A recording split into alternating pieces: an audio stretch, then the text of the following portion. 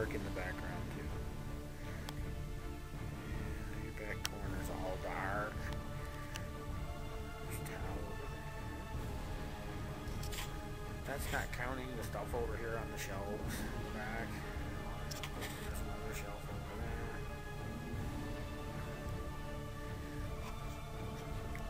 Tanks and troops here.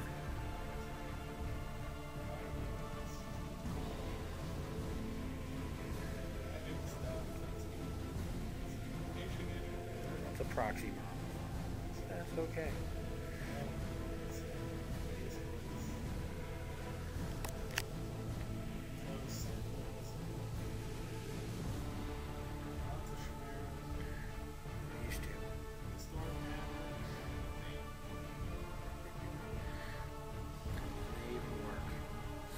That's what I'm impressed with.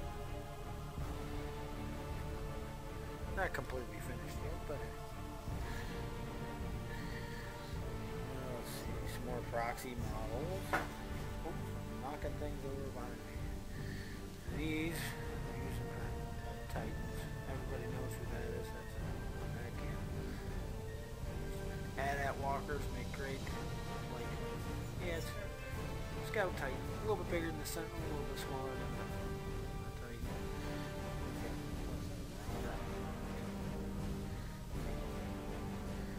More proxy tanks. Squadron of those. The gun emplacements, which also aren't finished yet. They're getting there. And here's the back side of everything. A little bit more light on this side. These right here, this whole row is all command squads.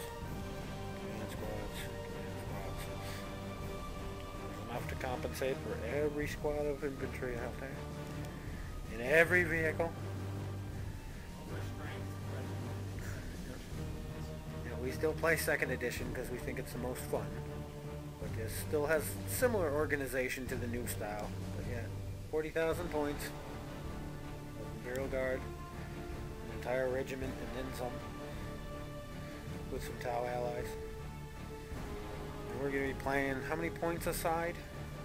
Yeah, 40,000 a side we're going to be playing. This is one army. It's all owned by that guy.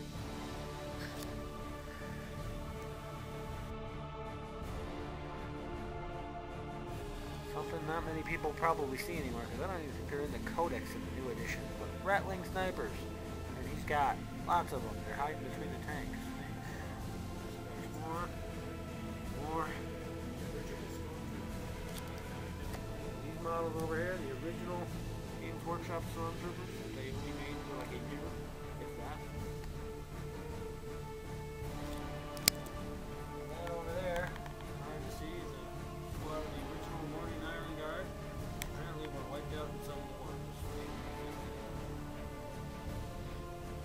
Good old Nazi soldiers.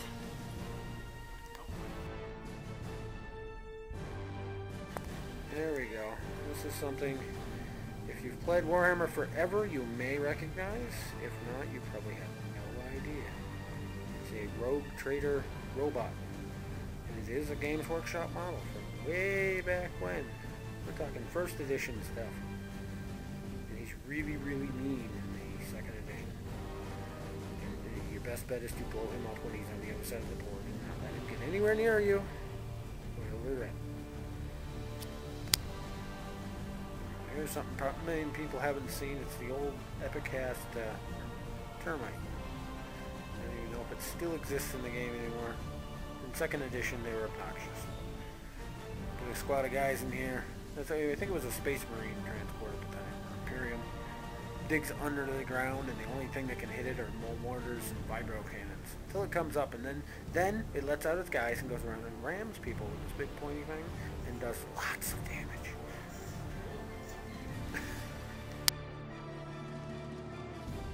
I'm gonna end up dropping it.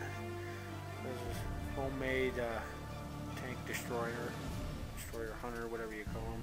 It's got a support that comes down in the back to help with the recoil. This guy has lots of free time on his hands.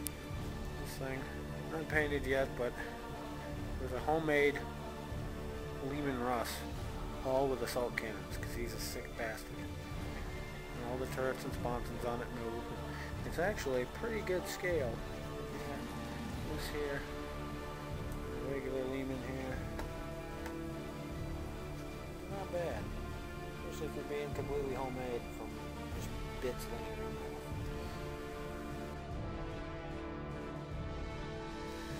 So this is a scratch-built Bane blade. Not bad for completely homemade. Needs a little bit of work. Turret moves. Sponsons move.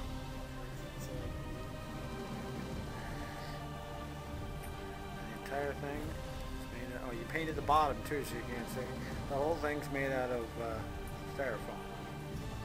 You're working on putting tracks and wheels in there.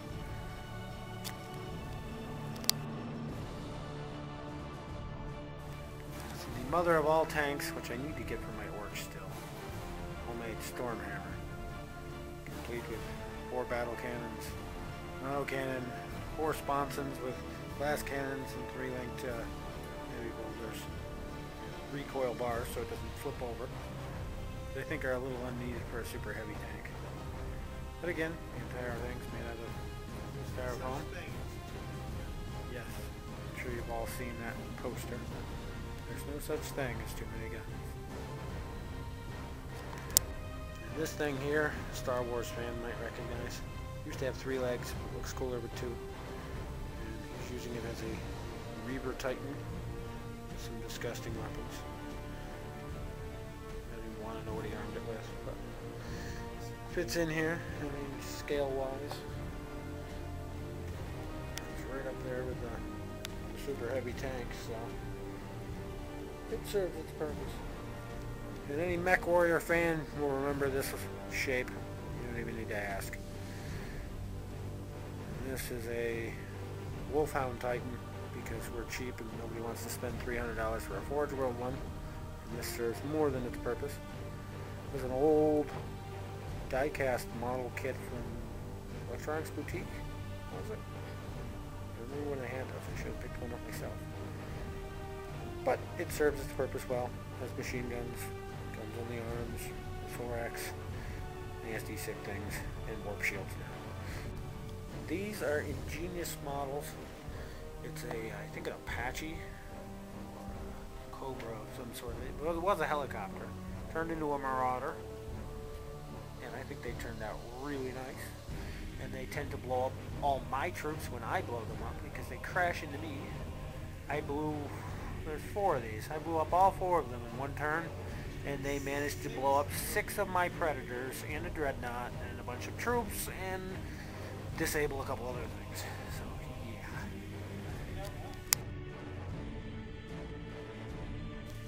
Just so everybody doesn't think everything in here is homemade. There's the original Griffin. There's a Lehman. Another Lehman. Demolisher. Another Demolisher. This is actually his paint schemes. I don't think they're all unpainted. There are quite a few now. He uses a gray with the pants. Then we got Hellhound. He's got one or 2 real vehicles. A couple of real Bailiffs. Custom Lehman Executioner. It's actually